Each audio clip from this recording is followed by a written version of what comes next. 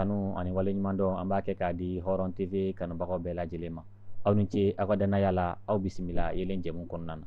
Ko don o don tulo bɛ taa kalanso. Maa tɛ kɔrɔ kalan ma, maa tɛ kodɔn kalan ma. A y'aw sɔgɔ yelen na walasa aw bɛ se ka kalan. O de la yelen bɛ maa faamuyalenw wele walasa an bɛ se ka baro kɛ cogo min na sujet kan, sujet min bɛ jamana kɔnɔ n'a bɛ jamanaden bɛɛ lajɛlen nafa. O de la bi an bɛna baro kɛ sujet 2 kan min bɛ tali kɛ ɲɔgɔn na. Sujet fɔlɔ ye jumɛn ye? Sɔrɔsi 49 olu min yera an ka aéroport la ni nanzara ko 49 militaires n'u ye yɔrɔ sɔrɔ an ka Mali aéroport Modibo Keyita la. A ko bɛ cogo jumɛn na? Hakilijagabɔ kan ka kɛ cogo jumɛn ye? A ko kan ka gérer cogo jumɛn? An bɛna hakilijagabɔ kɛ o kan.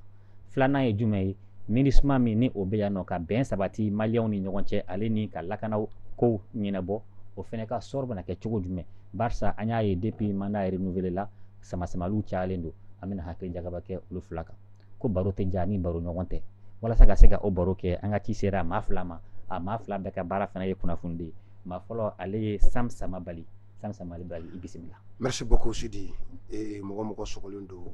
Hɔrɔn TV la ka bɛɛ fo et l'ensemble des personnels de Macom ka bɛɛ fo. An bɛ kuma nka dɔw bɛ ja ta, dɔw bɛ son dilan. Mɔgɔ bɛ yen ko o bɛ o baara kɛ pour que ja ɲuman ka bɔ, son ɲuman ka bɔ, k'u bɛɛ fo. Sans oublier le promoteur Mali Konate qui est un grand ami à moi aussi, et qui fana fo, et sans oublier Moussa bi a bɛ baara mun na énergie kɔnɔ et a dogolen tɛ, et ka fɔ a ye ko a ka continuer o sira fɛ. L'information o de bɛ adamaden yɛrɛ balo. Joli bɛ boli farisogo la cogo min, information fana jɔda o de bɛ adamadenya yɛrɛ kɔnɔ ten. Nul les prophètes, nous sommes tous faillibles. An ka hakilina ye min ye, an ka miirina ye min ye, an bɛ o de di. Kuranɛ kolo tɛ, Ala kumakan tɛ, kira kumakan tɛ. C'est en analysant nos propos, nos actes, jumɛn ɲɛna o ka continuer o fɛ, jumɛn ma ɲɛ k'o corriger ka taa ɲɛfɛ, o y'an sigi kun ye. Pas an ko ka diya dɔ ye n'o ko don i bɛ hakɛ to i bɛ yɔrɔ wɛrɛ ta, pas ka an ko goya dɔ ye n'o don i bɛ o mɔgɔ ɲini an sigi kun to yen. Nka nin y'an ka tiɲɛ, an miirila nin na, n'an miirila o la an b'o fɔ. N'o bɛnn'i ma on est ensemble, n'o ma bɛn ma i bɛ hakɛ to, o y'an taga sira ye. Weleli filanan a y'a fɔ cogo min na ale ye Musa Jara donc ka bɔ Énergie FM. N bɛ an filɛbagaw bɛɛ lajɛlen fo ni u bɛ Hɔrɔn TV filɛbagaw bɛɛ lajɛlen fo. O tɛmɛnen kɔfɛ an bɛ a ka direction mɔgɔ bɛɛ lajɛlen fo, ka promoteur yɛrɛ fo i n'a fɔ Sam Samabali y'a fɔ cogoya mun na, ka i yɛrɛ fo i ka danaya la ka d'an kan walasa an bɛ se ka na hakilina fɔ jama ɲɛna cogoya mun na. Mɔgɔ fɛn fɛn b'a la ka dɛmɛ kɛ baara la an b'u bɛɛ lajɛlen fo dan tɛ foli min na. Ka Sam Samabali fana fo, a y'a fɔ cogo min na laɲini walasa an bɛ se ka na hakilina di jamana kɔnɔkow kan, kɛrɛnkɛrɛnnenya la i ye babu 2 minnu ta, an ka faamuyata ye min ye a la ka ɲɛsin an lamɛnbagaw ma. O t'a yira k'a fɔ ko i ye jamana jugu ye walima n'a y'a sɔrɔ i ye fasoden ɲuman ye, mais hakilina ɲuman di kɔni de don walasa an fana bɛ se k'an jeniyɔrɔ fin cogoya min na jamana jɔli la. Ayiwa foli tɛmɛnen kɔ an bɛ don an ka babu fɔlɔ kɔnɔna na. Sam Samabali, ayiwa an y'a fɔ cogo min na maa kunnafoni tan ale ye kunfɛ maa ye, maa kunnafoni o fana jate maa kɛgun fɛ. An kɔni ye kunnafoni mɛn k'a fɔ ko maa 49 ni o ye finitigilakaw ye, u ye ɲɔgɔn sɔrɔ aéroport la. A bɛ mɔgɔ dabaliya ban kosɛbɛ. An b'a dɔn aéroport tɛ i n'a fɔ dabanani bɛ cogo min na k'i bɛ wuli dɔrɔn i b'i yɛrɛ sɔrɔ yen. Avion tɛ wuli ni yamaruya tɛ, avion fana tɛ jigin ni yamaruya tɛ, mais a ko kɔni kɛra dabalibanko ye. E ka faamuya ye jumɛn ye nin ko in na? Sidi, ne b'a ye jusqu'à 3 niveaux. Et an bɛ passion, émotion ani raison an b'u bɔ ɲɔgɔn na. Sɔrɔsi 49 min ni Ivoire sɔrɔsiw don, an ka communiqué mun kɛra Mali communiqué n'o y'u considéré comme des mercenaires. O communiqué an caman kanu faso tagaɲɛ, an ye maliyɛnw de, an ye Sunjata Si ɲɛdonna tɛ kan na, tubabukan ma faamuya. Min considérera comme mercenaire ani i ye mercenaire ye, ça fait 2 tubabukan don. Ka ne bɛ jigin fɛn fɔlɔ mun na o ye ONU yɛrɛ ye. N bɛ jigin fɛn filanan mun na o ye MINUSMA ye, sabanan o ye Ivoire ye. Je m'explique. Mun na ONU ka d'a kan kunnafoniw ye fɛn fɔlɔ mun bɔ o de ye k'a fɔ ni sɔrɔsi 49 ye u tun bɛna baara kɛ hukumu mun kɔnɔ u bɛ min wele ko Sahel Aviation Service SAS. O SAS in ale tɛ Mali ye, Mali ɲɛmɔgɔ tɛ, ale fana bɛ baara dɔ de la Mali kɔnɔ, baara mun ni yamaruya dira ma k'a k'o kɛ Mali kɔnɔ, o baara yamaruya dira ma Mali ɲɛmɔgɔw de fɛ. O dilen ale ma, kunnafoni fan filanan ko contingent mun n'o Allemand ka sɔrɔsiw ye mun bɛ MINUSMA kɔnɔ olu ni SAS de ka surun. Ko o de nɔ kan SAS fana ye ci bila Ivoire sɔrɔsi ninnu ma ko kana ale fana lakana ale ka base logistique dɔ ko fana lakana Mali kɔnɔ. Maintenant n bɛ jigin ONU na cogo di MINUSMA à peu près 13 000 soldats oui. environ 3 000 policiers n'u bɛ fara ɲɔgɔn kan plus de 16 000 mɔgɔ ba tan ni wɔɔrɔ. Bon an ka kunfin calcul yɛrɛ kɛ yɛrɛ an ka tubabukan kalan bɔ a la an ka mɔgɔ kalan bɔ a la. Aw nana lakana dɔ kama lakana mun ye ka aw kankara Mali jamana ale ni Mali denw population civile o min ni terroriste bɛ se ka ɲangata se u ma k'aw kankara n'u ni ɲɔgɔn cɛ force d'interposition. N'aw nana o kama n'aw ka baara o baara bɛ yen an ka jate la a y'a bɛɛ kɛ MINUSMA cɛdenw ye. Walima aw ka taa contrat di SAS ma o fana bɛ se ka contrat di mɔgɔ wɛrɛ ma. Maintenant MINUSMA yɛrɛ porte parole Salgado a ka communiqué a ka Twitter avec badge jubilé a ko ko ninnu tɛ MINUSMA sɔrɔdasiw ye. O de ye mɔgɔ tɔw yɛrɛ ja bɛ wuli. Sɔrɔdasi marifa b'a bolo kuma tila k'a fɔ ko force spéciale de don des tireurs d'élite des forces d'élite 30 personnes o tɛ mɔgɔ gansan ye. Mɔgɔ min bɛ sɔrɔdasiya tagabolo dɔn mɔgɔ min bɛ diɲɛ jamanaw u bɛ minnu wele ko force spéciale olu ka baara ye min ye n'i y'a mɛn ko o 30 ko nana i ka jamana kɔnɔ ko MINUSMA yɛrɛ ko ayi ko MINUSMA sɔrɔdasiw tɛ i tɛ sunɔgɔ a su o ye ONU soit a kɛra société secrète ye suba tɔn mɔgɔ t'a a ko bɛ procédé tɔgɔ o tɔgɔ la a taga sira n'a nasira mɔgɔ t'o dɔn. Filanan i bɛ jigin Ivoire la yɔrɔ jɔn aw ka ni sɔrɔdasiw gansanw tɛ hali n'a kɛra sɔrɔdasi gansanw ye marifa de b'u bolo arme de guerre de b'u bolo olu bɛ taa dugu la dugu min tɛ aw Ivoire ka dugu ye u taara dugu min na jɔn ye u wele ko société dɔ o société min y'u wele a b'u ɲininka est ce que aw natɔ o jamana kɔnɔ o jamana ye aw yamaruya k'aw bɛ se ka wolomasiri taba wɛrɛ wele ka na wa. C'est pourquoi j'ai dit n ka émission fɔlɔ bɔlen an ka dugu la Tegebe j'ai dit soit l'état ivoirien est dirigé d'une façon de laxisme total ou bien u y'u tugu k'a kɛ alors n'u y'u tugu k'a kɛ c'est qui est grave. Munna jamana mɔgɔ tɛ don a kɔnɔ ten i bɛ don wali jamana kɔnɔ ni yamaruyaw de SAS bɛ yamaruya dɔ de b'u sɔn ka baara kɛ Mali kɔnɔ o yamaruya mun bolo Ivoire tun b'u ɲini yamaruya mun b'aw bolo k'aw ka baara kɛ est ce que aw ka o sɛbɛnfuraw kɔnɔ a b'a kɔnɔ k'aw bɛ se ka wele bila wolomasiri tabaw ma wa ni Ivoire m'o kɛ ils ont failli à leur mission u ka sɔrɔdasiw u y'u bila ka n'u da don ko la ko minnu u tɔgɔ cɛn bɛ bɔ a la. Filanan ye o ye. Sabanan ye jumɛn ye i bɛ tila k'a kɔ éléments nationaux de soutien i bɛ tila ka o mɛn o fana f'i ka paracetamol 5 kunu sinon i tɛ fɛn faamuya o fana na parce que munna ni MINUSMA nafa bɛ a la jɔyɔrɔ bɛ a la a nakun ye nin ye a taga sira ye nin de a bɔ sira ye nin de o papier bɛɛ ka bɔ u ka mandat kɔnɔ. Ka tila k'a ye olu bɛ se ka wele bila mɔgɔ wɛrɛ fana ma o kana baara wɛrɛ fana kɛ misaliya la Allemagne o ka contingent bɛ MINUSMA kɔnɔ a sɔrɔdasiw bɛ wele ko casque bleu olu bɛ o baara kɔnɔ cogo min olu bɛ se ka mɔgɔ wɛrɛ u ka sɔrɔdasi wɛrɛ o bɛ na o baara kelen kɛ mais o tɛ jate MINUSMA tɔnden ye o de ye éléments nationaux minnu bɛ tɔn kɔnɔ o kulu kɔnɔ MINUSMA kulu kɔnɔ n'u ka sɔrɔdasiw di ko kana dɛmɛ sabati Mali kɔnɔ olu mɔgɔw bɛ se ka u bɛ sɔrɔdasi minnu di ko ye MINUSMA ta ye u bɛ se ka sɔrɔdasi wɛrɛ fana di ko olu kana kɛlɛ kɛ jamana kɔnɔ ka sɔrɔ o tɛ MINUSMA ta ye. Bon mun yɛrɛ i tɔ bɛ sa i jɔlen i bɛ kirin o ye MINUSMA ko olu ka sɔrɔdasiw tɛ nka kunnafoniw y'a jira k'a fɔ mɔgɔ ninnu aéroport la MINUSMA badge de yira u bolo. I b'i yɛrɛ ɲininka u ye badge sɔrɔ cogoya dɔn donc o de la foyi ma faamuya la bɛɛ fara la a ye mercenaire don a ye mercenaire tɛ Alassane bɛ fɛ ka jamana déstabiliser Alassane bɛ fɛ ka coup d'état kɛ Asimi a tɛ fɛ ka o kɛ mercenaire tɛ jigin aéroport fɛ bɛɛ ɲagamina c'est parce que ONU yɛrɛ fonctionnement o ma ɲɛdɔn parce que MINUSMA yɛrɛ fonctionnement ambiguïté don c'est parce que Ivoire sɔrɔdasiw ninnu nana sira mun fɛ majɛw yira la c'est pour que bɛɛ kun karila ɲɔgɔn na sinon état ni ɲɔgɔn cɛ organisation min Nations Unies organisation des Nations Unies bɛɛ bɛ mun kɔnɔ n'o o tɔgɔ la ko bɛ kɛ hali k'i to sunɔgɔ la i ka kan ka se ka o jaabi di nka n'u y'a bɛɛ birisa ɲagami k'a tugu ka bari k'a bɔ ɲɔgɔn kɔ o de ye malidenw fara ka bɛɛ hakili bɔ ɲɔgɔn kɔ ne tɛ responsable foyi a la responsable fɔlɔ MINUSMA o ni an ka MINUSMA yɛrɛ tɛ dɛ o ni responsable filanan o ye Ivoire jamana ye. D'accord ayiwa Musa Jara ayiwa kɔni a ko bɛɛ dabala ban i n'a fɔ a y'a fɔ cogo min na barisa Mali État yɛrɛ ko olu dabala banna sɔrɔdasi kan na an ka jamana kɔnɔ olu tɛ fɛn min kalama donc communiqué min yɛrɛ bɔra donc ɲininkali kɛlen ko version nani ɲɔgɔnna fɔra min ni si tɛ kelen donc a ye mɔgɔ caman dabali ban e ye ko in yɛrɛ faamuya cogo jumɛn? Bon Sam y'a fɔ cogo min na a binna ne yɛrɛ fana da kan parce que an kun ye kunnafoni mɛn karidon cogoya mun na a kun ka d'an ye kunnafoni ka kɛ nkalon ye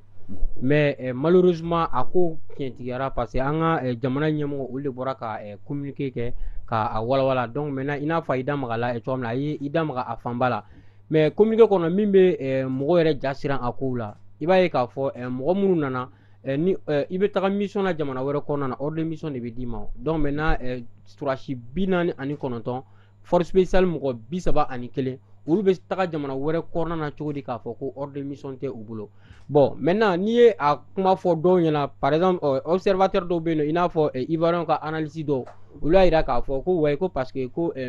rotation 7 kɛra ka tɛmɛ donc maintenant ko routine kun installé ka ban k'u bɛ se k'u ɲɛ tugu fɛn dɔ kan i bɛ bɔ i ka jamana kɔnɔna na ka taga i bɛ se k'i ɲɛ tugu nin fɛn kan fɛn min ni a bɛ se ka i ka finitigilaka yɛrɛ yɛlɛma k'a kɛ fɛn wɛrɛ ye parce que e mana taa wali jamana kɔnɔna na ordre de mission t'i bolo autorisation t'i bolo i nana jamana min kɔnɔna na fana o jamana ɲɛmɔgɔw ka hakili ɲumanya fana kama u fana ye a essayer ka kunnafoni ɲini aw bɔra jamana min kɔnɔna na dans un premier temps aw ka ɲɛmɔgɔ k'a jira k'a fɔ ko u tɛ aw lakodɔn o ye fɔlɔ ye filanan ye min ye aw ka finitigilaka ɲɛmɔgɔ minnu bɛ yen nɔ olu k'a fɔ k'u tɛ aw lakodɔn o ye filanan ye sabanan ye min ye tuguni MINUSMA ni aw ye a jira k'a fɔ ko aw nana olu minnu ka baara la dɔw ye o jira olu fana ko k'u tɛ aw lakodɔn parce que i y'i da maga la cogoya min na n'i bɛna mission na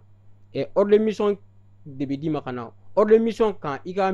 ka na mission min kɛ o mission bɛɛ bɛ déterminer a kɔnɔna na mais ordre de mission min ni an y'a ye bɔlɔlɔ sanfɛla na an t'a dɔn si c'est authentique ou pas mais an kɔni y'a ye bɔlɔlɔ sanfɛ mais o ordre de mission fana n'i ye o ta k'o lajɛ mɔgɔ minnu ni olu bɛ a ordre de mission sanfɛla na i b'a jateminɛ k'a fɔ ko mɔgɔ 50 olu de bɛ yen nɔ donc a yirala k'a fɔ ko 49 min na o b'a yira k'a fɔ enquête yɛrɛ ma daminɛ fɔlɔ parce que kelen min tunna fo kelen fana ka yɔrɔ dɔn a kelen tagara yɔrɔ jumɛn yala a nana walima ni a ma na o kan ka walawala mɔgɔ bɛ se ka faamuya sɔrɔ o la o ordre de mission kelen sanfɛla na tuguni mission min confié don mɔgɔ ninnu na a sɛbɛnnen bɛ yen nɔ ko néant i tɛ se ka taa mission na wali jamana kɔnɔna na k'a fɔ ko e ka mission ye néant ye néant ye jumɛn o b'a yira k'a fɔ i bɛ se ka fɛn bɛɛ kɛ o i n'a fɔ i tɛ se ka foyi kɛ yala u ye missionnaire ɲɛnama ye wa mɔgɔw bɛ ɲininkali kɛ nin na bon maintenant u yɛrɛ dalakanw na an ka jamana finitigilakaw u bɛ fo o yɔrɔ la parce que ɲininkali fɔlɔ kɛlen ni sigana donna a ko la u ye u ɲininka de façon séparée donc o de y'a to kunnafoni caman sera ka sɔrɔ ko ninnu kan de façon séparée o de y'a to a dɔnna fana k'a fɔ ko mission 4 tun bɛ ninnu bolo an n'a sɔrɔ ordre de mission kelen de yera mission 4 de bɛ u bolo o mission 4 na Sam Samabali i da maga dɔ la sanni u ye éléments nationaux ko ye o ye fɔlɔ ye filanan SAS ko dɔw yɛrɛ fana yira k'a fɔ ko olu yɛrɛ ye MINUSMA ka contingent dɔ ko olu bɛ o rotation senfɛ donc maintenant pratiquement kuma cɛyara danaya tɛ se ka bɔ a ko la parce que missionnaire kelen mission 4 donc mɔgɔ bɛ i yɛrɛ ɲininka bon maintenant k'u qualifier ko mercenaire o ye an ka jamana ɲɛmɔgɔw ka faamuya cogo ye mercenaire ye mɔgɔ sugu jumɛn ye o défininen don bɛɛ b'a kalama mercenaire ye mɔgɔ sugu min ye fana dɔw b'a fɔ ko ni ko bɛ bila justice ka bolo kan parce que autorité ko k'u b'a bila justice ka bolo kan mais i tɛ bila justice ka bolo kan ten n ko indice de bɛ di justice ma n'i taara polisiso la ni polisi ye mɔgɔ minɛ n'a i minɛna suɲɛni na u bɛ mun de fɔ a bɛ fɔ de ko zone de don hali n'a y'a sɔrɔ tu es présumé ma olu tɛ se k'a latigɛ k'a fɔ k'i ye zone ye fo kiiri tigilamɔgɔw k'a latigɛ donc fɔ indice dɔw de ka di justice ma pour que olu bɛ se k'u ka baara kɛ donc indice min bɛ yan nin nɔ ko o bɛ se ka kole ninnu ka acte la o tɛ dɔwɛrɛ ni mercenariat tɛ donc o mercenariat dun prohibélen bɛ droit international bɛɛ fɛ n bɛ se ka min fɔ a la fɔlɔ o ye o ye mais éléments nationaux Sam Samabali da maga la cogoya mun na an bɛ se k'a fɔ mɔgɔ ninnu tun bɛ to ka na ni olu ka couverture de parce que contrat min kuma b'a la k'a fɔ avec SAS an bɛ se k'a fɔ o contrat jusque là o papier ma ye mɔgɔ si bolo olu ma kuma an b'olu kumakan fɛnɛ mɛn ayiwa o b'a to an bɛ taa ɲɛfɛ an bɛ hakili jagabɔ kɛ a ko in kan halisa a kɔni yera kɔni u nana mercenaire jamana y'a qualifié ka ko ye mercenaire tɛ dɔwɛrɛ ye min bɛ kɛlɛ kɛ a tɛ ka kɛlɛ kɛ jamana ye a bɛ ka kɛlɛ kɛ a yɛrɛ tɔgɔ la nafa dɔ kama a yɛrɛ ka nafa kama ayiwa mais dɔw taara ka taa se fo k'a fɔ k'u kun nana ka coup d'état de kɛ ou bien k'an ka président de faga bon est ce que o ko fɛnɛ an ma taa n'a ye ɲɛfɛ kojugu wa. non ne bɛ mɔgɔ minnu b'a fɔ ne b'u faamu émotion don naturellement an ka république sensationnel don émotionnel don passion ka bon a kɔnɔ kojugu mais n b'a dɔn an bɛna s'a yɔrɔ ma débat la les autorités de l'État ont eu la sagesse, ils ont joué avec la raison, la carte de la raison et la carte de la diplomatie minnu ko no u nakun ye fagali de u nakun ye ka jamana dagaba wuli de i bɛ u faamu parce que n'a fɔra sɔrɔsi marifa mun bɛ a bolo o nana i ka dugu kɔnɔ i ka dugu ɲɛmɔgɔ ko n t'u nani kalama a b'i siran i bɛ se k'o kuma modèle fɔ mais depuis a wagati mɔgɔ minnu sɔrɔ n bɛ gɛlɛ k'an ka dugu latigɛ bɛ n ko est ce que jamana ɲɛmɔgɔw u bɛna a kɛ an vidéo bɛ mun fɔ nous sommes impulsifs nous sommes émotionnels tɔgɔw bɛ mun na a y'u faga a y'u condamné à vie u kun nana Asimi fagali de kama a y'u bɛɛ daji a y'u bila kaso la fo ka diɲɛ wulu kana bɔ a tɛ kɛ Mali la bilen ni jamana fila ko don ka tila k'a ye sɔrɔsi ko de fana don et la victoire diplomatique o ka bon ni victoire médiatique ye je pense que autorités u y'u hakilina de faamu ka n'i ka question na k'a fɔ minnu ko ko fo ka a ko kɛ o ye tɔgɔ ye u nana coup d'état de kama u nana ka Asimi de faga u nana non i b'u faamu parce que dalilukisɛ jɛlen Nations Unies u ka bɔ n'a dalilu ye ko Mali de ye ko yɛlɛma sinon dalilu filɛ Mali b'a kalama nin sira fɛ wa an ka cidenw don o la u tun t'a fɔ ko u nana Asimi fagali kama parce que o y'a sɔrɔ dalilu girinna ou bien Ivoire yɛrɛ ka dalilu bɔ dalilu filɛ SAS y'anw wele SAS kelen ka anw wele an y'a ɲininka est ce que yamaruya b'i bolo k'o baara sugu kɛ Mali kɔnɔ wa o filɛ nin papier b'u bolo k'u sigi Mali kɔnɔ o article nin o de bɛ u yamaruya k'a fɔ k'u bɛ se ka nin kɛ walima SAS yɛrɛ ka communiqué et ensuite an tila ka mun ye Allemagne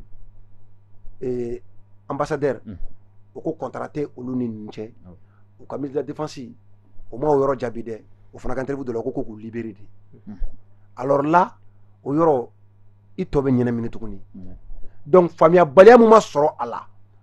prévu mun ni mɔgɔ tɛ se k'i dala cɛ prévu mun na o mun ma sɔrɔ a la u dun mɔgɔ gansanw tɛ u bɛ kɛlɛ dɔn u ye kɛlɛ ladege u ye n'i y'a fɔra force spéciale ka ban c'est fini n'est pas force spéciale qui le veut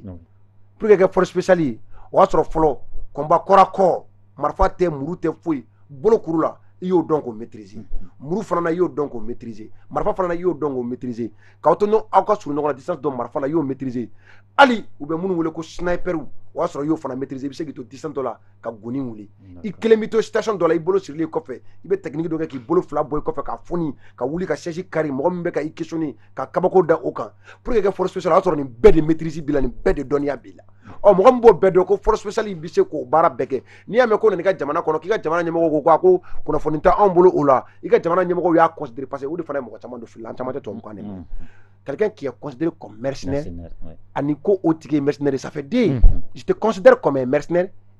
ani tu es mercenaire ça fait deux quelqu'un qui est considéré comme mercenaire il bɛ se ka an ka to ka taa yira k'a fɔ après comme mercenaire tɛ quelqu'un qui est considéré comme mercenaire a bɛ se ka ye fana après mercenaire don donc anw caman impulsion mun b'an na depuis a ye communiqué dɔrɔn gouvernement y'o considéré parce que gouvernement y'a ka dalilu de cité k'o dalilu bɛɛ de kɔfɛ olu b'u considéré comme mercenaire k'a bila kiri ka bolo kan o bɛ mun ko fɔ kiri de b'a ko tɔ jɛya donc o kumakan min bɔra dɛ o de y'an tɔ bɛɛ bana siran donc coup d'état ko kuma min bɔra yen i b'a ye émotion de nana ni o ye impulsion de nana ni o ye n'o nana Asimi fagali de kama émotion de nana ni o ye impulsion de nana ni o ye wa n'i y'a jateminɛ fana mɔgɔ mɔgɔ ka kuma kɛra o ye i b'a sɔrɔ a caman na o bɛɛ soutien affiché de la transition ye donc n'u ko k'u bɛ Asimi fɛ de k'u bɛ Choguel fɛ de ko transition bɛ ka taa tɔrɔ min ko olu yɛrɛ de b'o fɛ n'u ko ko transition hali ni ye erreur dɔɔni fɔ a la n'u b'a fɔ ayi i bɛ tan donc i bɛ u faamu kanu mun bɛ u la ka ɲɛsin Asimi ma kanu mun bɛ u la ka ɲɛsin Choguel ma kanu mun b'u la ka ɲɛsin transition tagabolo ma n'u b'o fɔ o kanu de kɛra sababuya ye u m'a ɲɛɲini bilen u ko non a bɛ se ka kɛ fagali de u bɛ fɛ ka na nin de kɛ Asimi na il faut les comprendre émotion kɔnɔ sensation kɔnɔ il faut les comprendre mais n bɛ segin n ka kuma kan n tɛ jigin cɛ fila la dɛ ONU don Nations Unies don Ivoire don ayiwa Musa Jara an bɛ tilela bi waati min na réseaux sociaux a fanga ka bon kosɛbɛ traitement olu bɛ jamana yɛrɛ kunkanko yɛrɛ kuma fɔ la ko in kɛlen o réseaux sociaux de commencera ka ko in yɛrɛ ɲaga kosɛbɛ fo a kɛra fiɲɛba ye fo ka taa se fɔlɔ ka min fɔ nin ye k'a fɔ k'u nana an ka président yɛrɛ fagali kama ayiwa nin n'a ɲɔgɔnna ninnu est ce que ninnu kan ka bɔ réseaux sociaux kan fo ka kɛ a yɛrɛ kelen bɛ sa Ivoire ni Malien an bɛ ka ɲɔgɔn jaabi de ni Malien ye dɔ fɔ yan fɛ Ivoire bɛ ɲɔgɔn dɔ fɔ yan fɛ donc vidéo bɛ kɛ ɲɔgɔn min nɛnɛ na est ce que n'a ɲɔgɔnna o ma k'a fiɲɛ ya oui o kɛra fiɲɛ ye parce que réseaux sociaux ko problème yɛrɛ don ye a nafa bɛ yen nɔ a gɛlɛya fana bɛ yen nɔ donc maintenant pratiquement ni gɛlɛyaw fɔra ni bɛ a gɛlɛyaw cɛ la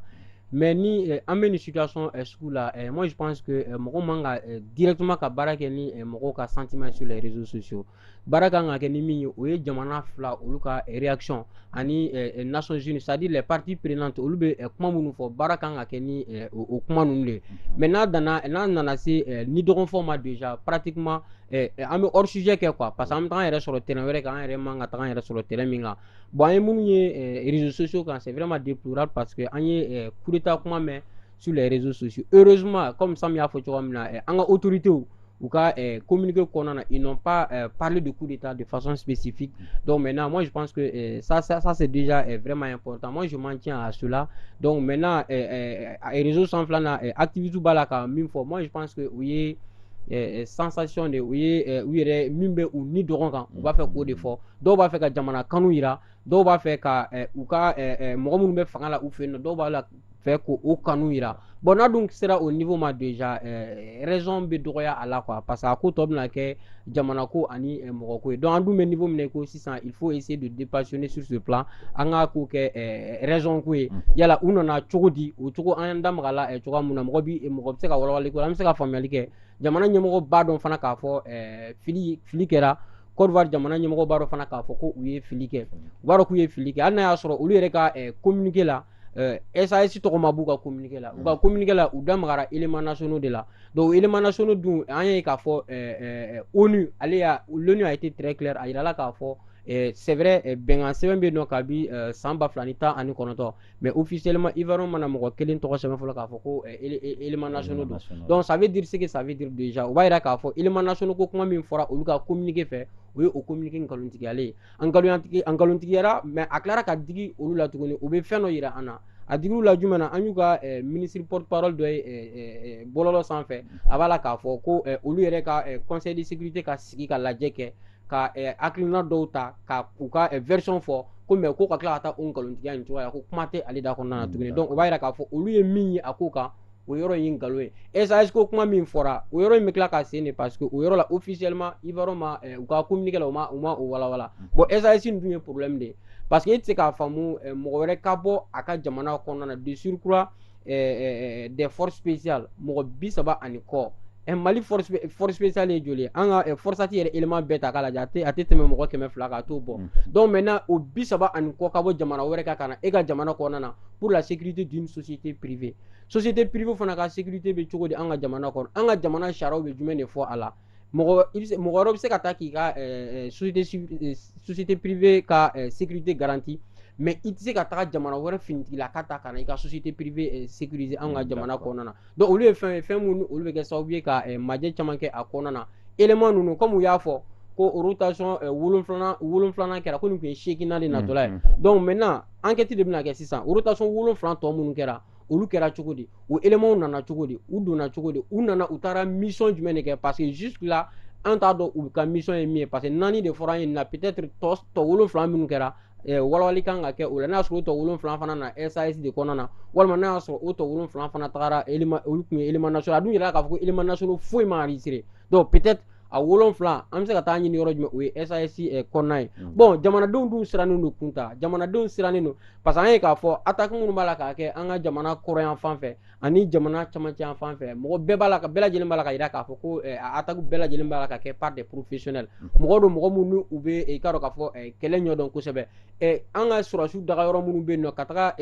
maramafɛn ta k'u bon kilomɛtiri caman i b'a dɔn k'a fɔ o ye force spéciale ka baara ye ni force spéciale yɛrɛ ninnu fɛ donc sika bɛ kɛ fɛn fɔlɔ min na o ye o de ye bon Sam y'a fɔ cogo min na ani autorité ka communiqué la an sigara u fɛ ani u don kelen tɛ u k'u considérer i n'a fɔ o kɔrɔ tɛ k'a fɔ ko u don comme u bɛ kiiri tigilamɔgɔw ka bolo kan olu de bɛna fɔ u don walima u tɛ mais jusque là jusqu'à preuve du contraire ils sont considérés comme des mercenaires ni mɔgɔ min ko mercenaire k'u man ka considérer comme mercenaire i fana bɛna ni o preuve de ye parce que Mali tɛ se ka Mali man ka preuve yira tuguni k'a fɔ ko mercenaire don dɛ minnu nɔ minɛna k'a fɔ ko preuve don u cibaga olu de kan ka na ni preuve ye sa min b'a yira k'a fɔ ko mercenaire don. D'accord parce que Mali yɛrɛ ye communiqué kɛ o ye daliluwa cité et selon la convention de l'OIA donc olu b'a jate k'a fɔ ko mercenaire don mais ni problème wulila an b'a ɲini solution bɛ se ka sɔrɔ cogo min o b'a to an bɛna na solution niveau la parce que le Mali c'est déjà un pays en crise baden man kan et puis on a un ennemi en commun n'o ye terrorisme ni jamana filaw nana bila ɲɔgɔn na tan cogo la donc a bɛ kɛ sababu ye terrorisme bɛ tila ka se sɔrɔ tuguni ayiwa e yɛrɛ bolo nin ko in kan ka se k'a gérer cogo jumɛn na. Et je pense que Assimi ye o faamu, Ablaye Diop y'o faamu, et je pense que o siraw olu baaraw daminɛna.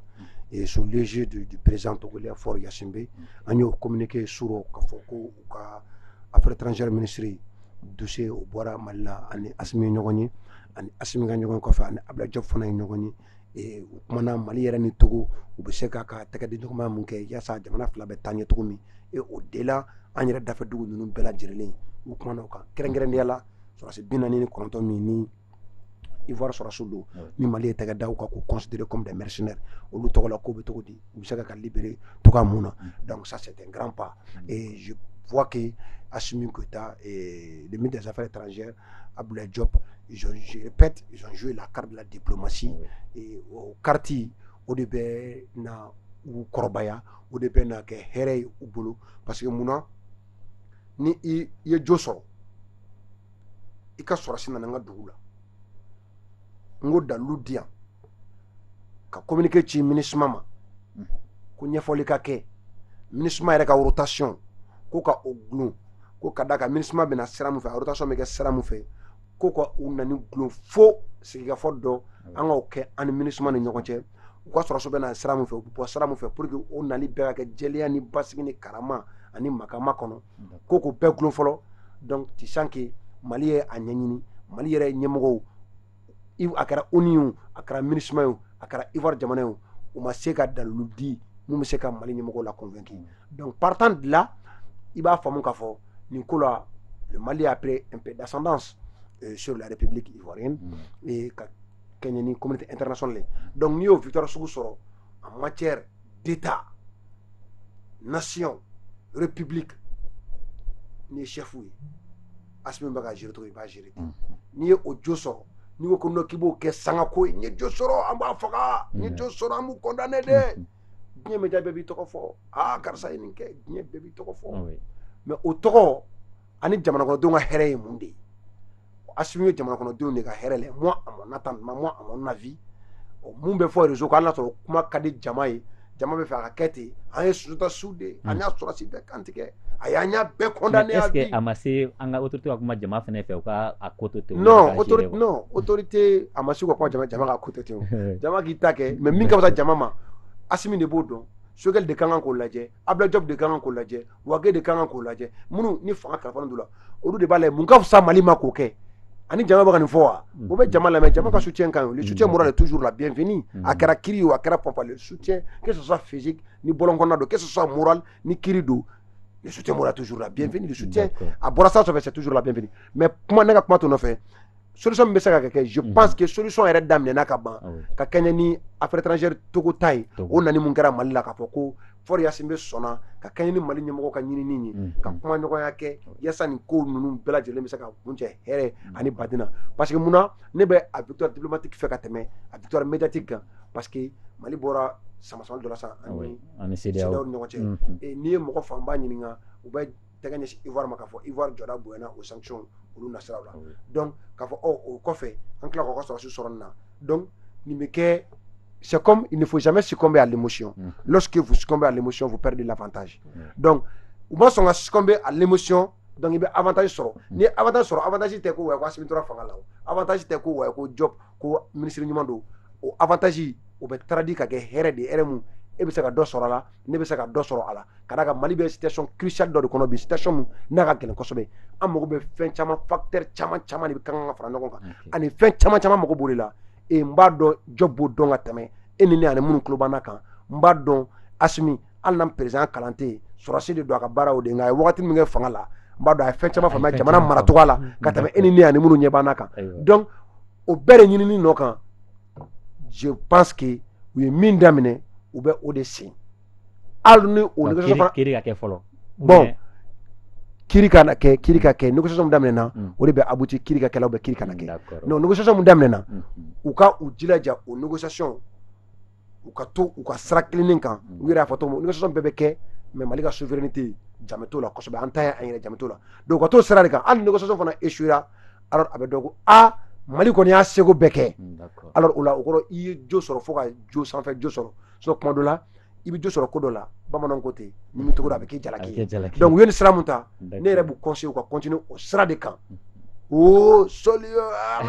u kana don kɔnɔ dɛ u ka continuer u ka sira kan. D'accord, ayiwa Musa ni ko kɔni wulila ka ban an b'a ɲini solution bɛ se ka k'a la cogo min na mais bamananw b'a fɔ ten ko dusuman go o tɛ fa to goni na parce que caman kɔni tun bɔra an ka Ivoire kɛ tan an ka kɛ tan mais an sigikun ye a fura bɛ se ka sɔrɔ cogo min na nin ko in na e yɛrɛ bolo nin ko in cɛso kan ka kɛ cogo jumɛn na. Bon, moi je pense que an ka autorité ye o de sira ta d'abord ka dossier judiciarisé o ye a sira dɔ ye fɔlɔ parce que n'i bɛ diɲɛlatigɛ ko o ko kɛ i b'a bila sariya ka bolo kan. Bon, dossier judiciarisé len na an bɛ se k'a fɔ o kɛra sababu yɛrɛ ka kɔnɔjugu caman mankan suma parce que a tun bɛ caman kɔnɔ k'a fɔ ko a bɛna kɛ sɔrɔsiko de u minɛna an b'a kɛ tan non on est dans un état de droit donc maintenant Mali ye o sira yira diɲɛ mɔgɔ la fɔlɔ o ye hakilisigi na. O fana kɔfɛ tuguni an ka jamana ɲɛmɔgɔ ils ont fait preuve de sagesse parce que n'u kun ko ko Côte d'Ivoire ye communiqué min kɛ k'u b'u baser Côte d'Ivoire communiqué kɔnɔkuma kan a ko tun bɛ gɛlɛya parce que ils ont demandé la libération immédiate donc maintenant on ne s'adresse pas comme ça à un état souverain donc maintenant moi je pense que o kɛra erreur belebeleba ye Ivoirien ka communiqué kɔnɔna na donc maintenant i b'a laɲini pour que o bɛ se ka bila de donc maintenant finalement an filɛ ka taga sira min kan n'olu kun fɔlɔla nin na a kuma tun tɛ sama ka se nin niveau ma parce que olu tun y'a essayer k'a fɔ k'u bɛna a ko maa mun cogo la jɔnkala o fana bɛ ko dɔw nɔgɔya kuma dɔw la donc maintenant Togo filɛ ka sira min ta nin ye moi j'aurais voulu d'ailleurs que Ivoire ministre des affaires étrangères kun kana nin de cogo la fɔlɔ yanni ka to Togo ta kana parce que ni ale kun nana o kuma yira k'a fɔ vraiment a y'a faamu k'a fɔ ko enjeu wɛrɛw bɛ yen mun ni jamanaden b'a la ka minnu fɔ bɔlɔlɔ sanfɛla la min ni olu tɛ kelen parce que kɛlɛ tɛ jamana fila ninnu si arranger ni kɛlɛ tɛ jamana filaw si arranger mun de bɛ se ka kɛ o ye sigi ka fɔ de ye kuma bɛ se ka ko bɛɛ ban n'aw sigira a bɛ se ka kuma parce que a mana munumunu ɲɛ o ɲɛ ma raison d'état o de nafa bɛ bonya ka tɛmɛ a bɛɛ lajɛlen kan Mali ka intérêt ye jumɛn ye a la Côte d'Ivoire ka intérêt ye jumɛn ye a la yala mɔgɔ ninnu datuguli an ka intérêt bɛ o de la n'u bɛ bila u bɛ bila ni condition jumɛn ye o condition yala o tɛna kɛ nafa ye anw ma min nafa ka bon ka tɛmɛ ninnu condamné kan o condition tɛ kɛ nafa ye min ka bon anw kan ka tɛmɛ ninnu i k'a fɔ k'i bɛ ninnu exécuter parce que ni a avirila k'a fɔ ko mercenaires de don ils ne sont pas couverts par des droits internationaux donc maintenant droit foyi tɛ min bɛ se ka u couvert n'o tɛ se ka kɛ sa u bɛ an ka jamana ɲɛmɔgɔw de sago la mais u bɛɛ ka bila kɛrɛfɛ sigi ka kɛ ka kuma a ko kan Mali ka nafa ye min ye u ka jateminɛ a kɔnɔna na Mali ka souveraineté fana u ka labato jamana bɛɛ fɛ o cogoya kelen fana na Mali autorité fana ka bonya diɲɛ jamana tɔw fɛ c'est vrai kalama ta ka u bila an kunna mais jamanadenw kɔni u b'a la ka jamana de mara bi bi in na jamana kunkanko kuma bɛ fɔ olu de fɛ jamana siniɲɛsigi a bɛ olu de bolo parce que olu mana bila yɔrɔ min na fanga kura min bɛna bila sen kan o fanga kura b'a ta o yɔrɔ in de la donc moi je pense que ka to ka jɔnmaya sugu dɔ ta ka ɲɛsin an ka ɲɛmɔgɔw ma nin kan ka kɛ sababu ye f'u ka siri a dan na parce que jamana wɛrɛ ɲɛmɔgɔw de don yamaruya tɛ jamana wɛrɛ ɲɛmɔgɔw fana bolo k'a fɔ k'i bɛna u lagosi n'u kan ka lagosi anw ka jamanadenw bɛ yan an dabaraw bɛ yan bɛɛ bɛ se ka u lagosi i n'a fɔ k'an ka lagosi cogoya min na n'a y'a sɔrɔ u ye lagosili ko de kɛ parce que a bɛnnen bɛ anw de da k'a fɔ k'an ka ɲɛmɔgɔ ils sont légitimes ou pas. D'accord. Ayiwa an bɛ ala deli ala ka kɛ hɛrɛ ye Mali ma Mali ka bonya Mali kunkɔrɔtalen fana ka bɔ nin ko in na o b'a to an bɛ don an ka sujet filanan kɔnɔ ni o ye MINUSMA ye mission min bɛ anw fɛ yan n'o ye Nations Unies ka mission ye walasa ka se ka kan bɛn sabati maliyɛndenw ni ɲɔgɔn cɛ ayiwa an kɔni y'a ye mandat kun banna mandat renouveleli laɲini kɛra Mali ɲɛmaaw fɛ mais avec des conditions mais conditions bɛɛ ma se ka sabati a renouveleli sen fɛ a ko depuis a ko kɛra don min na a kɛra sama-samali Mali ɲɛmɔgɔ yɛrɛ y'a jira k'a fɔ an bɛ lakanabaliya de kɔnɔ n'o ye terrorisme ye donc an mago bɛ mandat Eurobisi de la walasa u bɛ se ka an dɛmɛ kɛlɛ la mais olu kɔni y'a ye o ma se ka sabati ayiwa MINUSMA ka ko e b'a la cogo jumɛn na Sam? Je te fais une petite histoire depuis la Société des Nations SDN. Depuis la Première Guerre mondiale. Ouais, non, moment la Deuxième Guerre mondiale là. Suite aux attaques allemandes en Pologne, et la SDN a été indifférente. On sait qu'à fouiller. Après guerre déclenchera. Deuxième Guerre mondiale. SDN donc sigi. Parce que SDN a faiblesse de la Deuxième Guerre mondiale. Exactement. Déjà, ale donc sigi ko ne ka o ɲɔgɔnna guerre o de kana kɛ. O sigi ko ni ma se ka bali kɛ la ka ba. Ale bɔra o ni nana. Mais depuis a création na, depuis conférence de Yalta là, o ni kɛra société secrète. Munna an bɛɛ de b'a kɔnɔ. Diɲɛ jamana bɛɛ de b'a kɔnɔ. Mais duuru de bɛ Conseil de sécurité kɔnɔ les membres permanents. N'olu ko cogo min o don n'u ma jɛ ni kelen ko k'a ma jɛ n'a ye c'est fini n'olu duuru jɛna ni min ye o y'a kɛlɛ o tɛ o ye namara dɔ ye depuis a daminɛ mais comme olu de u yɛrɛ ko ten k'olu de guerre gagné donc olu déjà guerre mondiale gagné donc olu de b'u sago kɛ diɲɛ na donc i bɛ tiganja o de la ils ont partagé le monde mais kana Nations Unies yɛrɛ fo kana se u ka force onusienne bɛ Mali la yan n'u b'a wele ko MINUSMA a si a ka jan Mali kɔnɔ i n'a fɔ a man jan point fila don mais ne tɛ mɔgɔ fɛ mɔgɔ minnu parce que depuis Assimi le 18 août n ko fɛn o fɛn bɛ yen lakanako kɔnɔna i t'o fɔ Assimi i t'a fɔ Wage i t'a fɔ Diaw ye i t'a fɔ Modibo Kone i t'a fɔ Sadio Kamara ye c'est 5 militaires n'u ye kɛlɛ kɛ front na min bɛ front na u y'o dɔn ni hɛrɛ mun bɛ yen ko Barkhane b'o di u b'o dɔn ni kɔlɔlɔ min bɛ yen ko bɛ Barkhane na u b'o dɔn ni hɛrɛ min bɛ MINUSMA ko la u b'o dɔn ni kɔlɔlɔ min bɛ MINUSMA ko la u b'o dɔn ne ye kuma MINUSMA gɛn e ma deli ka taa front ne ma deli ka taa marifa ci e ni MINUSMA mɔgɔ ma collaboration bɛ kɛ terrain kan ye étant militaire étant porteur d'uniforme ne ko ko nafa tɛ u la k'i bɛ Assimi kalan o la i bɔra i ka baara kɔnɔ i ye kunnafonidila de kunnafoni di ne ko ko non ko nafa b'i u la Assimi u to yan i bɔra i ka baara kɔnɔ i ye kunnafonidila de kunnafoni di ou bien anw videoman u ye videoman ni videoman kɛ u to yen maintenant Barkhane ale taara cogo di i bɛ se k'a ni MINUSMA ta da ɲɔgɔn kan Mali mɛnna a b'a fɔ non Barkhane nin ko mɛn nin na ni Faransi bɛ dɔ fɔ Mali b'a fɔ nin sera n'an ma jɛn ni nin yɔrɔ ye papier kan nin de b'an ni ɲɔgɔn cɛ non nin yɔrɔ bɛ tan bamananw bɛ mun wele ko k'u lamisɛnya a ma ɲɛ Barkhane wulila sɔgɔmada dɔ fɛ an yɛrɛ taara siɲɛ kelen Mali ye communiqué min tugu la ko aw taara o ka a y'a kɛ sans ɲɛ tugu yɛlɛ sans délai donc Barkhane taara maintenant MINUSMA fana bɛ o lamisaya kelen de kɔnɔ hali Barkhane sɔrɔsi minɛni ni ma MINUSMA tɔgɔ lié a la et puis Mali tila ka MINUSMA ka nani fana k'a gulon mais de MINUSMA ka mandat in a bɛ renouveler depuis o yɔrɔ la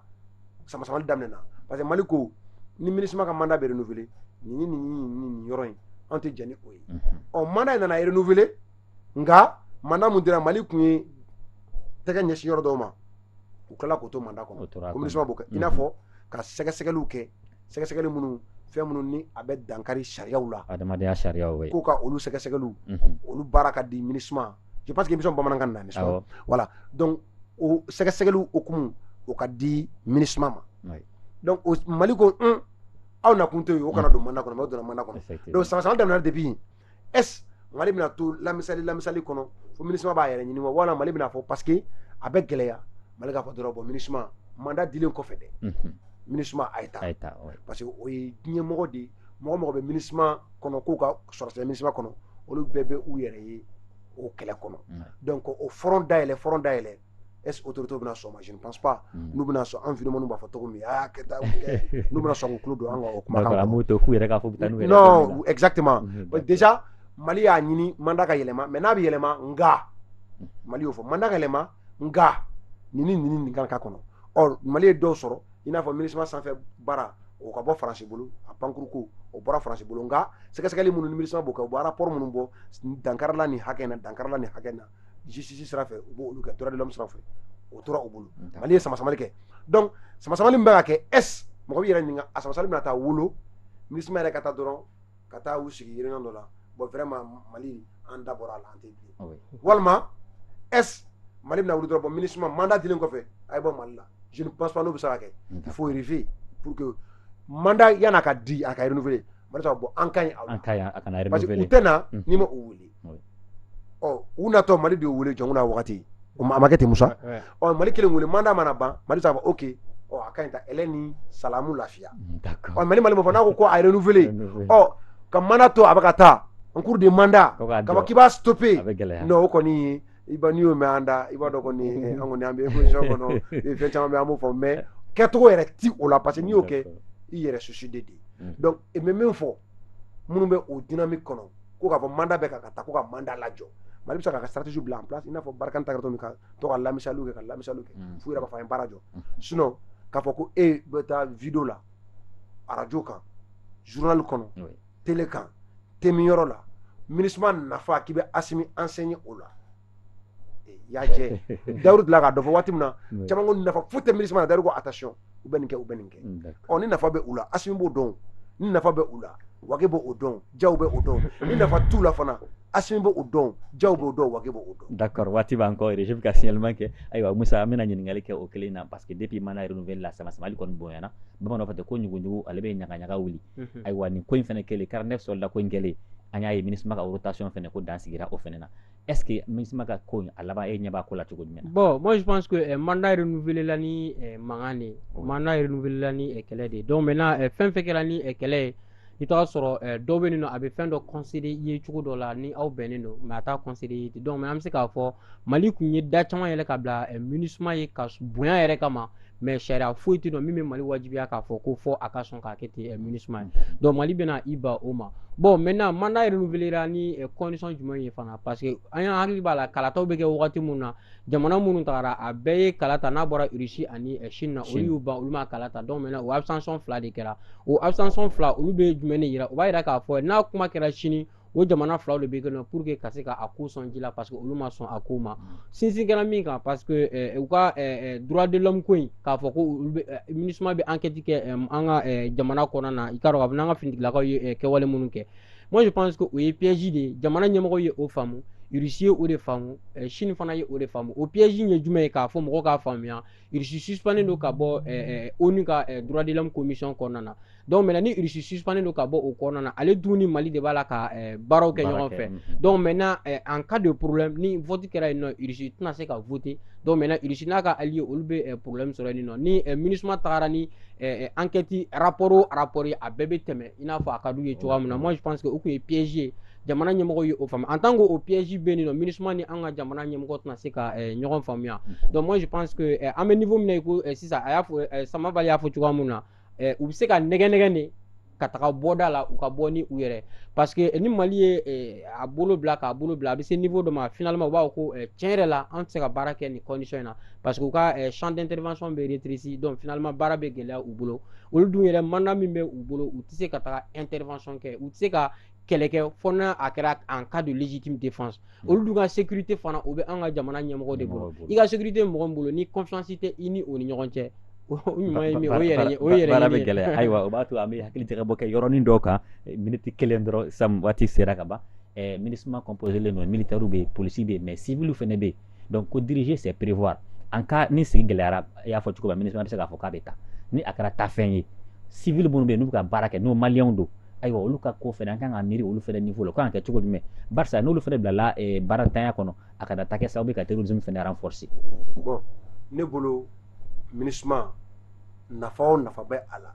an ka mɔgɔ minnu b'u bolo baara n'u bɛ olu sara ani u yɛrɛ bɛ baara mun kɛ nin bɛɛ faralen ɲɔgɔn kan jamana minnu tɛgɛ bɛ appareil de l'état la levier du pouvoir ce qui détient ça u b'a dɔn ni u taara an bɛ mun kɛ k'a kunbɛn ni u bɛ yan nafa jumɛn bɛ se ka sɔrɔ a la mais nin bɛɛ i bɛ baara la o i ka baara tiɲɛna o nin bɛɛ b'i yɛrɛ sɔrɔ lakana de kɔnɔ fɔlɔ ni nafa bɛ sɔrɔ u la ka lakana ka sabati alors u bɛ to yan mais ni nafa tɛ u la lakana sabatili fana la ni Assimi ninnu sera ka o fana dɔn ko nafa foyi tɛ u la wa n'u taara fana an bɛ se ka u bɛ ka wo mun girin an bɛ se k'o girin fo ka ko wɛrɛ kɛ alors u k'u labila parce que Mali problème kɛlen don mun ye min ka di e ye e bɛ taa o de imposer fo ɲɛmɔgɔ k'o kɛ n'a ma bɔ o kɔnɔ Mali bɛ mɛn tan ni ɲɛmɔgɔ ma sɔn min ka di e ye k'o kɛ e bɛ bila contre la min ka di e ni ɲɛmɔgɔ kɛ hali kuma n'o ma ɲi jamana ma e bɛ tɛgɛrɛ fɔ ni mɔgɔ wɛrɛ dɔwɛrɛ fɔ o la e b'a ko n'o ye fasoden jugu ye a tant que ma bɔ o jouer modèle de kɔnɔ jamana a bɛ mɛn tan an bɛ to tibi taba sinon mɔgɔ hakɛ bɛ MINUSMA bolo baara la olu ka intérêt o tɛ bonya ni Mali intérêt o ni MINUSMA tɛ Mali servi olu ka intérêt tɛ dɛ an tɛ ala an kɔfilɛ n'a tɛ Mali servi ko Assimi ninnu sera k'o dɔn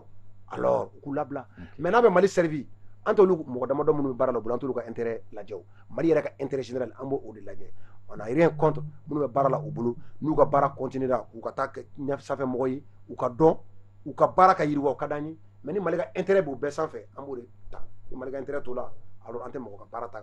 d'accord ayiwa o question kelen d'accord na kelen bon moi ne kɔni bolo au niveau la an bɛ se k'a fɔ mɔgɔ minnu bɛ yen n'u bɛ baara la MINUSMA bolo n bɛ min kalama a la kɔni a mɔgɔ fanba u bɛ baara la société wɛrɛ de bolo ni o société wɛrɛ ni MINUSMA bɛ baara la parce que n'a kuma wulila kuma o kuma élément nationaux in filɛ nin ye ni nana ɲɔgɔnnaw tɛ an tun t'a dɔn k'a fɔ ko élément nationaux tɛ MINUSMA baarakɛlaw ye donc maintenant an b'a ye k'a fɔ u ka société bɛ sécuriser mɔgɔ minnu fɛ an bɛ vigile minnu ye da la société privée dɔ don an ka jamana kɔnɔ yan mɔgɔw don mɔgɔ minnu n'u bɛ baara kɛ o société de kɔnɔna na o société de y'u déployer yen nɔ donc ni MINUSMA taara u bɛ reverser u ka société la u bɛ n'u ka baara k'u ka société la o ye fɔlɔ ye minnu fana bɛ yen nɔ i n'a fɔ kunnafonidilaw i n'a fɔ lakana sabatibagaw mais u tun bɛ yɔrɔ dɔ de la yanni ka t'u ka taa MINUSMA na ni MINUSMA ka baara ni MINUSMA ka mission jɔra mais i kun bɔra yɔrɔ min na i bɛ taga ye o tôt ou tard i bɛ segin ka na ye o parce que nin tɛna se ka to yan nɔ kuda ye o donc maintenant minnu bɛ yen nɔ ni a jɔrɔ bɛ u la n'u bɛ min kɛ k'u labɛn u ka u labɛn parce que u bɛ baara min na bada baara tɛ wagati baara de don wa a bɛ ban don dɔ n'a ban don bɛnna bi ma a bɛ ban kɛ. Ayiwa d'accord o b'a to un dernier message kuma kuncɛ kuma la Sam Samabali. kuma kuncɛ kuma n ɲinɛna ka yɔrɔ dɔ souligner juste 30 secondes. ok SAS ko in wariko don parce que olu ma ko depuis ko kɛra fo bi kuma i m'olu mankan mɛn donc kunnafoni dɔw dun y'a yira k'a fɔ olu ka baara wari bɛ sɔrɔ a wari an dafɛdugu dɔw mɔgɔ dɔw an yɛrɛ ka jamana mɔgɔ dɔw a caman ye actionnaire ye ko in na u bɛ piya sɔrɔ donc piya bɛ sɔrɔ an b'a ko naamu an poche ka fa la donc kuma kuncɛ kuma o ye message de k'a fɔ maliyɛn bɛ fan o fan k'a fɔ jamana foyi t'an bolo n'o ale tɛ maintenant n'an ye jamana an y'an yɛrɛ tila nin ye nin côté mɔgɔ ni nin côté mɔgɔ ye a kɛra diɲɛ jamana o jamana na a kun ma cɛ hɛrɛ la la divergence d'avis n'est pas à vie i ni dɔ ta hakilina kelen na bi i b'a sɔrɔ ne ni Musa ta hakilina kelen na bi sini i b'a sɔrɔ an b'a hakilina kelen na a bɛ n wele a ka téléso la an b'o fɛnw kɛ ɲɔgɔn fɛ an bɛ tɛmɛ i b'a sɔrɔ an b'a hakilina kelen na bi sini Sidi ka ko dɔ bɛ na ne bɛ kɛ Sidi fɛ i b'a sɔrɔ ale bɛ taa Maliki fan fɛ an hakilina bɛ fɔ ɲɔgɔn kɔ la divergence d'avis o yɛrɛ de ye hadamadenya ye n'an bɛɛ kɛra hakili kelen don min k'an bɛɛ bɛnna kelen kan o kɔrɔ ko an bɛɛ ye fatɔw d'accord Musa kuma kuncɛ kuma bon Kunta ka i fo dan tɛ foli min na i ye danaya min d'an kan k'an wele ka na walasa an bɛ se ka na hakilina di cogoya min na ka Sam Samabali fana fo vraiment ça a été un honneur pour moi de partager le plateau avec lui k'an lajɛbagaw bɛɛ lajɛlen fo dan tɛ foli min na ka Hɔrɔn TV baarakɛlaw bɛɛ lajɛlen fo nin ye siɲɛ fɔlɔ ye plateau kan ni Ala sɔnna ma nin tɛna kɛ n siɲɛ laban ye n'Ala sɔnna ma ayiwa Hɔrɔn TV tɔgɔ la an fɛnɛ ka foli bɛ ka d'aw bɛɛ lajɛlen ma ka sɔn ka na an ka wele jaabi tila ka hakilina di i y'a fɔ cogo min na Mali kɔnɔ bibi in na a ma nɔgɔn ni hakilina di naani dɔw hakilina ma kelen dɔrɔn kɔrɔ i fa bɛ nɛni ba bɛ nɛni a bɛ fɔ k'e fasoden jugu ye donc an nana kun ye jamanajɔ de ye an tile di jamana hakilina fana di jamanajɔ hakilina ye jumɛn ye bɛɛ bɛ se k'i hakilina di a kan Hɔrɔn TV tɔgɔ la an ka foli b'aw ye k'an filɛbagaw ladɔnniya k'a fɔ an ka bi maa welelenw kun ye Musa Jara ka bɔ Énergie FM na merci d'avoir répondu à l'invitation maa welelen filanan ale ye Sam Samabali donc le coup ɲɛmaa don donc an ka foli b'i ye merci d'avoir répondu à notre invitation an bɛ a fɔ an kumana thème fila kan thème fila min yɛrɛ bɛ tali kɛ ɲɔgɔn na fɔlɔ ye 49 soldats donc minnu minɛna aéroport la o gestion kan ka kɛ cogo jumɛn na an hakili jagabɛ kɛ o kan filanan ye jumɛn ye MINUSMA n'o yɛrɛ bɛ yan nɔ walasa ka se ka Mali yɛrɛ lakana kow ka se ka stabilité na Mali kɔnɔ donc o ko laban kan ka kɛ cogo jumɛn na an kumana o fɛnɛ kan ka foli di bɛɛ lajɛlen ma ka dugawu kɛ Ala ka Mali lakana Ala ka bɛn ni kelenya sabati Mali kɔnɔ Ala ka an bɛn jɛmukan ɲɔgɔnna wɛrɛ ma régie la Malik Jakuba kun bɛ yen nɔ fo ka taa se Mariam Diallo ma wasalam